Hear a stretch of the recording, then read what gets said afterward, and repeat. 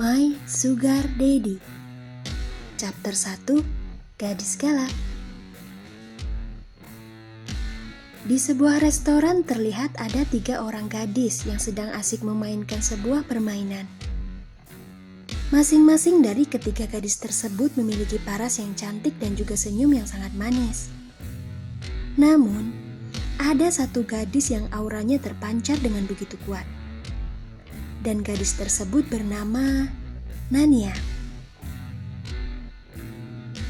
Batu kertas gunting. Batu kertas gunting. Yeay, kau kalah Nania.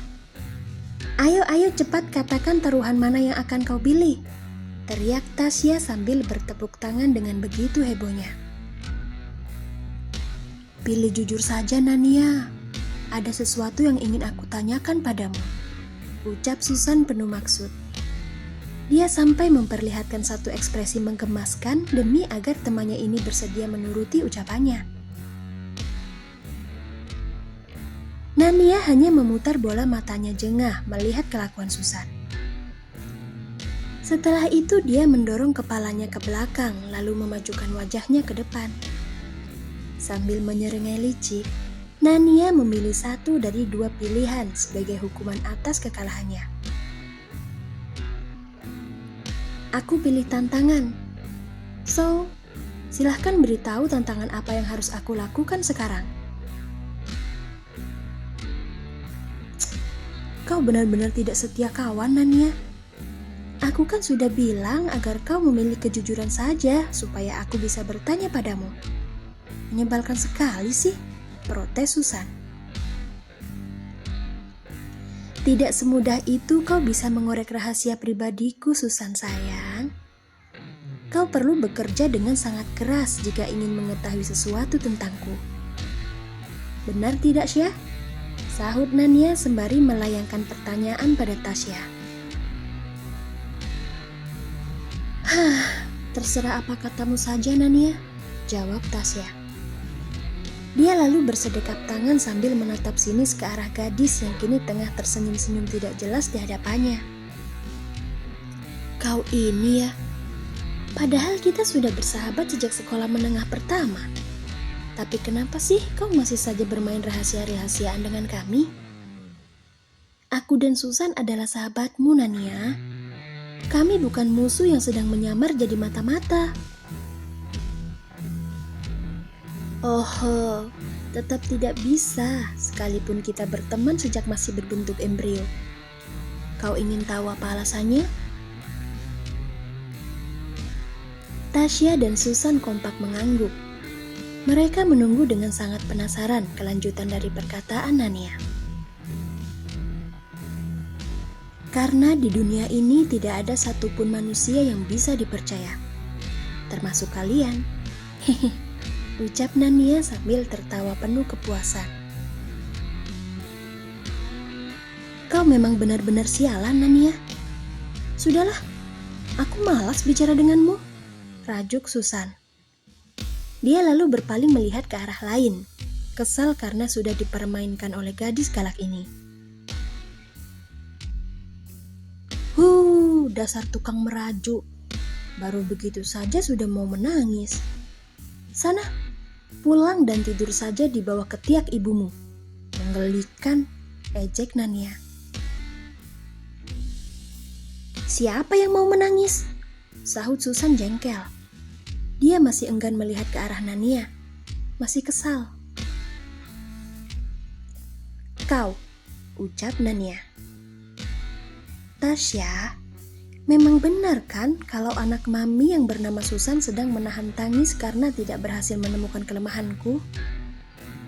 Cengeng. Seperti kerupuk yang direndam air kau. Cengeng. Cengeng. Tasya hanya bisa menarik nafas sambil memijit pinggiran kepalanya saat melihat Nania dan Susan mulai berbalas ejekan.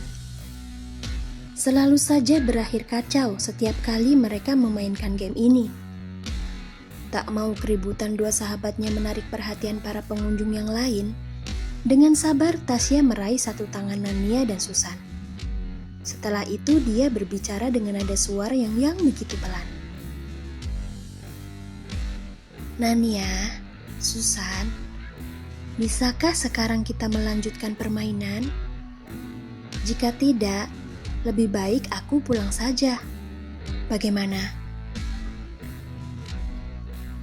Ayo lanjutkan, sahut Susan dengan penuh semangat.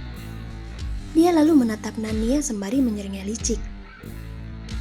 Karena kau memilih tantangan, maka aku menantangmu untuk meminta nomor ponsel milik dua pria yang duduk di meja nomor 7. Kalau gagal, maka kau harus mau menjawab pertanyaanku. Bagaimana? Berani tidak? Seorang Nania takut pada tantangan kecil seperti ini.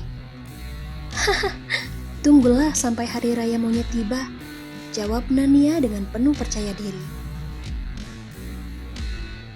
Kalau begitu ayo cepat lakukan, desak Susan tak sabar. Oke, siapa takut? Nania segera berdiri kemudian mengibaskan rambut panjangnya ketika akan pergi menjalankan misi. Setelah itu dia berjalan menuju meja nomor 7 di mana ada dua orang pria sedang duduk di sana. Selamat siang tuan-tuan tampan. Bolehkah aku meminta nomor ponsel kalian? Tanya Nania dengan suara yang lemah gemulai. Dia bertanya sambil memperlihatkan senyum semanis tebu yang dia punya.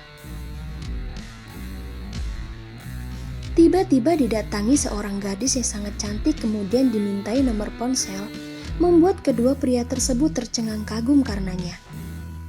Dan mereka berdua baru tersadar saat gadis cantik ini menjentikan jari di depan wajah mereka. Hello, Tuan. Aku tahu aku ini cantik dan mempesona. Tapi tolong jangan abaikan perkataanku tadi. Hatiku sakit asal kalian tahu, ucap Nania dengan memasang ekspresi sedih. Maaf, Nona. Tadi kau bilang apa? Tanya salah satu pria sambil menelan ludah. Dia benar-benar terpesona melihat kecantikan gadis ini. Aku ingin meminta nomor ponsel kalian. Bolehkah? Manja Nania. Padahal dalam hatinya, Nania begitu ingin menghajar kedua pria ini yang sudah dengan lancang menatapnya dengan penuh nafsu. Oh, nomor ponsel ya? Tentu saja boleh. Wah, benarkah? Kalau begitu tolong sebutkan nomor kalian, lalu aku akan mencatatnya di ponselku. Dan secepat kilat, kedua pria tersebut langsung berebut ingin menjadi yang pertama menyebutkan nomor ponsel mereka pada Nania.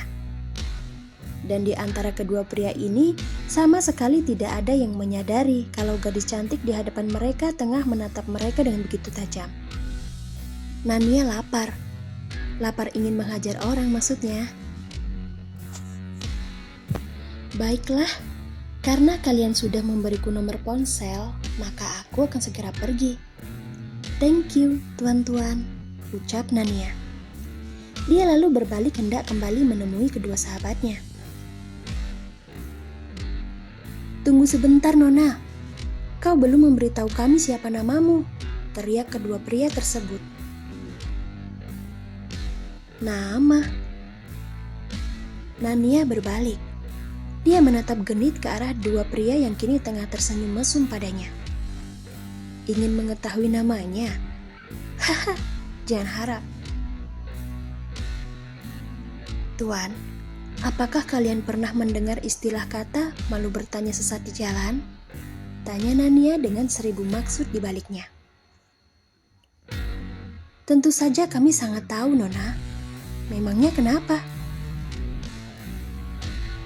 Istilah itu memiliki kata lanjutan setelahnya.